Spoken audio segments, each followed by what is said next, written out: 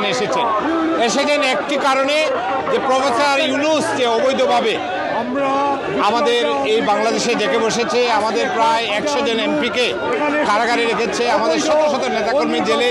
আজকে বাংলাদেশে যে পরিমাণ হত্যা নির্যাতন হচ্ছে, এবং আপনারা জানেন যা প্রায় 20,000 কোটি ডলার বাংলাদেশ থেকে পাচার হয়েছে গত দশকে, এর প্রতিবাদে সকল কমিউনিটির নেতৃবৃন্দ এক হয়েছে একটি প্রশ্নে, যে বঙ্গবন্ধু কন্যা মাননীয় প্রধানমন্ত্রী শেখ হাসিনা প্রবাসীদের যে কাজ করেছেন সেই কাজের জন্য সকল মানুষ এখানে এসেছে। আমরা আশা করি অচিরেই বঙ্গবন্ধু কন্যা মাননীয় প্রধানমন্ত্রী শেখ হাসিনার নেতৃত্বে আমরা দেশে ফিরব এবং দেশে গণতান্ত্রিক ব্যবস্থা ফিরে আসবো।